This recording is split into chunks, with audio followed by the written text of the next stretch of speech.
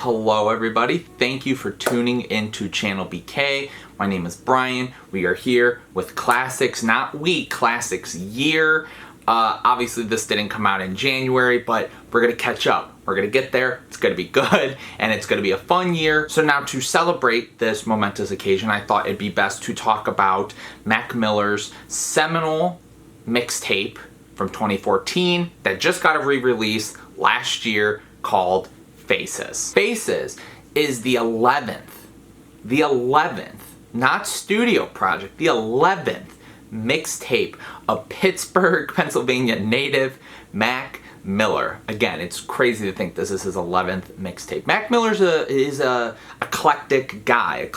Obviously, he has a lot of different aliases, where at the time that this mixtape came around, he was starting to play around with, mainly because he was doing different things here and there, and so it helped him sort of get away from the Mac Miller name in his studio albums, where he could do something a little bit more creative, experimental, something that maybe his main core fans wouldn't be huge into. Larry Lovestein and Delusional Thomas and Larry Fisherman. I have a very interesting relationship with Mac Miller. I was kind of all over the place with him. I never necessarily loved him, and I never really hated him. He was just kind of there. His first studio album was definitely just kind of pop rap. He was, you know, this fun little white guy, look at me, rap, woo, woo, woo, woo. And then he followed it up with Watching Movies with the Sound Off, which I ended up reviewing a long time ago. It was interesting, it was creative, and there was a lot about that record that I actually thought was really good and very experimental and interesting. He started producing a lot more at this time, but I didn't love the record. And then his follow-up album to that, Good AM, this was a very controversial review for me at the time because I was on the fence with it. He rarely even delivered on this album. And then into Jump, which Jump, what the hell was that? He didn't keep me interested, and it just all blended together. I wasn't in love with it. I wasn't a big, hater of it. I thought it was very creative. I thought the flow of it was really nice. I think in terms of listening to all of his projects up until this point, this is definitely one of his most consistent, streamlined projects. He was doing a lot of different things that took a nice journey. Over the years, I've definitely warmed up to it a lot more. I definitely think it's one of his better projects. And his follow-up to that, The Defined Feminine, made me not want to know where he was gonna go. But his follow-up to that, Swimming, which was shockingly an album I gravitated towards, and I know a lot of people were sort of on the fence with, I really enjoyed this record. It was sad to me because this was his first record that I fully was on board when I first heard it. It was at a time in my life where I needed something like this, so it definitely fit that mood. I personally liked how introspective he was, and I actually liked the production quite a bit. And then about a month later, as I'm getting ready to head to Chicago to see Childish Gambino, we heard Mac Miller passed away. And it was a very strange time, which was shocking then when we got Circles in 2020. No one was really expecting this. This was a bold statement, mainly because of the stuff he was talking about, and mainly because it was a singy album, very sing-songy album, and the production was a lot more laid back, but there was some poppy stuff to it. And this happens to be my favorite Mac Miller album. But when this project got re-released last year, or I guess put on the streaming, it made me excited because I'd heard so many things about this record. And now I will say, going into this review, there are certain things that aren't on this version. There's a couple movie samples, and there's a couple other little things here and there that aren't on here. They didn't necessarily affect it, because when I looked into what was going on, it made me look into it and go, okay, I could see where he was going with it. But there was still a lot of stuff in here on this tape that works very well, so I don't want that to seem like I, don't talk about those elements. It's just so you all know, that is what I have. And this mixtape is very fascinating to me. I don't think this is his best project, and to be honest, I don't think it is perfect by all means. But when I was going through, it was between this and Good AM, because I felt like I wanted to do anything of his, because even though I didn't love him, when I started to look back at his career and the time everything came out, it felt like there was a perfect push for me to be like, you know what, I feel like it is important to talk about him, mainly because at this time, you know, specifically when like something like Watching Movies came out, this was at the time where I know obviously there was death grips and clipping and all that, but in the mainstream we were starting to see people like obviously like Kanye's Yeezus, which came out the exact same day, starting to become a little bit more experimental, adding a lot of like these darker elements to the mainstream, or like even Travis Scott. And then this mixtape came out a year, about a full year I would say, before like To Pimp a Butterfly. And I'm not trying to say nobody was doing the sound before Mac Miller. I'm not even trying to say this mixtape is as good as To Pimp a Butterfly. I want that to be thrown out there. I'm just saying it was just fascinating when I put this mixtape then into the context of that time and thought back to myself, this is very fascinating. I think in terms of Mac in the music landscape, it was fascinating, but also in terms of himself, I think this, more so than Good AM, was a big turning point for him. Because I think on Watching Movies, he was starting to get deeper, more introspective, and he was starting to get experimental. And on Good AM, it felt like a self-reflective album of what he's done, what he's doing now, and what he wants to do. But this album is unfiltered. And I think that is why this mixtape is kind of all over the place for me.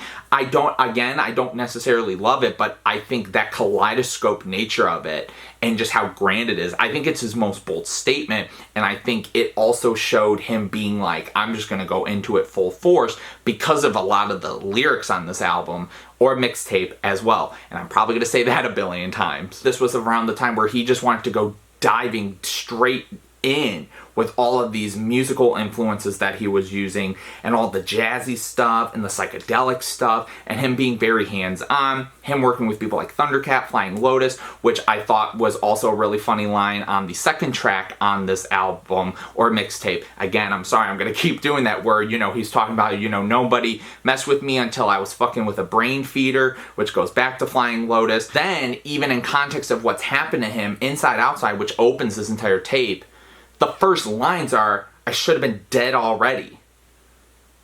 Over this like somber, jazzy, kind of laid back beat. Again, sounding like something that kind of could have been on Circles. It's so jarring to then hear, you know, everything that's happened to him, this being the opening to this. Again, it may be a context thing, but clearly everyone loved this because he started diving so much deeper into these topics, but it makes for a very bold listen. And obviously I was talking about Here We Go with the brain feeder line. This is the real beginning to this mixtape. This is braggadocious, Mac at his best. This is one of the hardest beats I've ever heard him go over. I love the muted trumpet on it. Like the horns on it are just so great. He sounds confident and cocky, and his wordplay is top notch. And again, this is when I felt like Mac Miller was like, when he went like this, I'm like, okay, Mac, like his personality shows. He has more than kind of that muted, kind of lazy flow, or that kind of, you know, I'm trying to think of the word right now, that just sort of dry delivery. This, he comes in kicking and screaming, and it's great. And then we followed up with Friends, which is one of the longer tracks on the album mixtape. He's sort of delving into these topics of friendship and the friends around him and all of these really interesting topics. I am sad Schoolboy Q doesn't have a verse on here, but I feel like his contribution is perfect because then you just think of Schoolboy Q on it, and it's such a somber track. Again, the beginning of this mixtape kind of gives you an idea of what you're gonna do, and then this track just gives you, again, this mixtape has so many great feelings. Like, he just takes you down this road with all of these emotions, and you feel it every second. Then we get to something like Angel Dust after, which is him obviously high, and just the weird, like the goofy, kind of weirdly hypnotic but childlike beat, and it's kind of all over the place. And then Mac just kind of, you know, singing with these weird warps in the song, which then follows into Malibu, which is him just going full on in on his drug addiction. The organs on here are spectacular. I love it. And then we move on to What Do You Do, featuring Sir Michael Rocks, who, I'm not sounding insulting here, like I'm being genuine. He sounds a lot like Wiz Khalifa, which is pretty fun. I think him and Mac have a lot of great wordplay with each other in the back and forth. The Louis C.K. line might have not aged well, but you feel like you're Eric Andre, and I appreciate it. It just doesn't matter which has this Meatballs movie intro with Bill Murray having this whole speech about, again, just life not mattering in itself. And this kind of follows into that like kind of fast-paced, jazzy, kind of sped up vibe, and Mac just kind of is going all over the place with it. And I love the percussion because the low and that upbeatness then translates into the next song, Therapy, which is sort of just this big, not necessarily banger. It has that banger beat to it, but it's very upbeat. It's fun. It's him being like, you know, this is my therapy, just living life, hanging out with these women, doing this, doing that. And it's definitely one of the lesser parts on the album because I feel like there's parts to this song that are reverberated better on other tracks, but it's still a nice, again, change of pace because of how dour this mixtape is. Then we get to Polo Jeans with Earl Sweatshirt, which is produced by him, and I actually think his verse is really good. The flow of Mac Miller on here just, I don't know. Like, I don't think it was bad. It just was kind of awkward to me. It definitely has kind of that dour, like, in-your-head feeling, and it pulls it off very well. And again, Earl at that time was going into that I don't like shit era, so it definitely comes across like that. But then the following 3 songs were a nice run. It sort of feels like a story in itself. We got Happy Birthday, Wedding, and then Funeral. Happy Birthday is this kind of upbeat, kind of just simple, kind of, you know, nice percussion beat, and it's basically this whole introvert thing of, you know, oh, there's a party for me at the house, but nobody really necessarily cares that it's specifically my birthday because they're just there wanting to party and have an excuse for it. And it's his sort of internal monologue that he has with everything going on and him sort of being awkward in the situation. And it transitions into Wedding, which genuinely actually pulls off a pretty nice romance because of how Mac portrays it. He basically portrays it depressingly in the hook of him just being like, you know, I gotta be truthful, I'm the worst. You know, I am the worst. And he's spilling himself out to this girl that he would hope that he has a thing with, but then sadly and unfortunately then transitions to him just thinking about the end of life on Funeral, which is a, again, very slow, kind of somber, twitchy sounding song with the beat, and just again him sort of just lackadaisically singing about, like, you know, it's the last day of my life, of your life, you know, like that whole moment again just sort of hits you. Then we get to Diablo, which is probably my favorite track on here and one of my favorite Mac Miller tracks. I love the eerie keys on the beat. I love the vocal mixing too, especially at the beginning, and then even just how it sounds over it in a way. I love the Ellington Coltrane sample that is on here that helps the track, but this song is like cold but braggadocious. Like, Here We Go is like big and anthemic and him going, yo, listen, I'm this, I'm this. This song is just him just slowly, just the coldness of it is just so just infectious but unsettling. It kind of throws you for a loop again on Ave Maria, which is like a big, like, huge track. Like, it just immediately throws you into it. All the religious imagery on here is great. I think his flow on here is great. The beat is fantastic. It's very psychedelic, and that is one of the first times on this album where, you know, there are these elements where you can kind of tell he's going into these drug kind of influences or just this stuff he's speaking on. And this is the first time you really get a full sense of that psychedelic feeling, which is kind of off-put by the religious imagery, which is very fascinating. We get followed up with San Francisco, which is so just small feeling and eerie and just, again, like, there's just a way that he paints the stories on here that don't come across as goofy or kind of lame to me. It just sort of is him just bluntly talking about these feelings. And again, on this song, him being like, you know, tripping out on acid in San Francisco, and just, again, just the minimalism of how he's approaching the song and even the beat works very well. And then we get Colors and Shapes, which, if we are talking about circles comparisons, this was the beginning of that. This song is just floating on a cloud. You are high on whatever you are. You know, I don't know drugs. Clearly it's not cocaine. The song would be like this.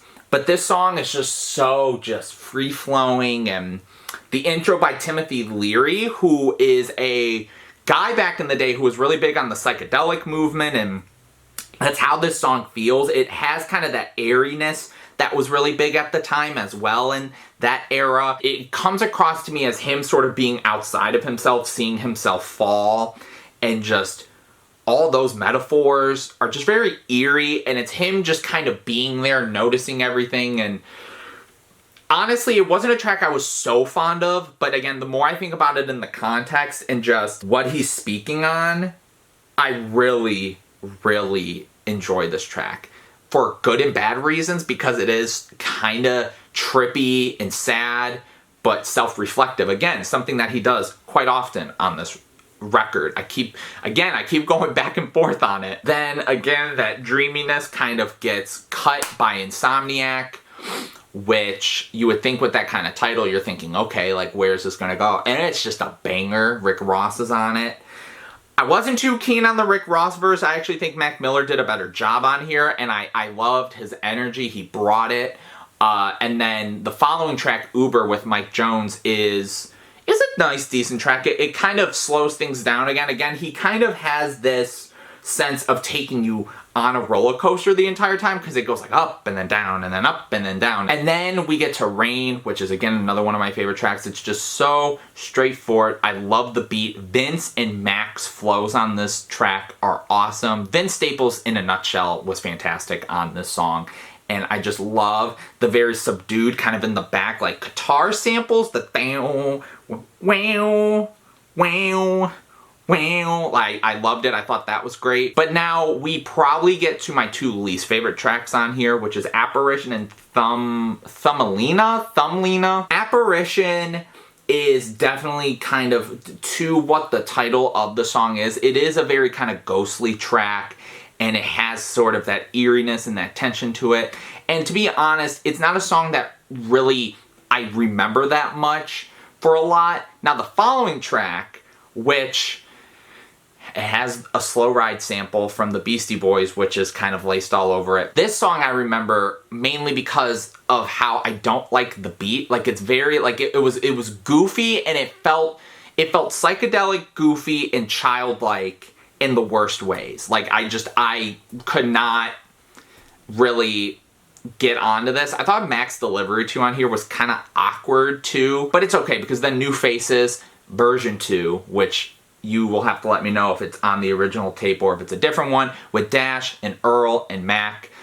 This is a huge track, and I just think all of their rap verses are great, and I think the beat is just perfect for what they're laying down. And then we finish it with a properly titled grand finale, which I love the guitars on here. I love just how loud the drums sound, and I think Mac sort of crooning over this sort of sound, like especially on the hook, like, this is the grand finale. It fits very, very well. I believe that this mixtape has a very good flow in terms of it doesn't feel out of place. Like, it does go up and down and up and down, but the actual journey is very obvious, and you can tell where it's going. I think after 55, there are a couple moments where maybe it's just the fact that the songs sound the way they do, but I wasn't as fond so much when the second half came on, even though I still think there's a lot of great tracks on there. And honestly, it's just one of those things where when I saw how long it was, I was sort of like, okay, this is gonna be a long record. And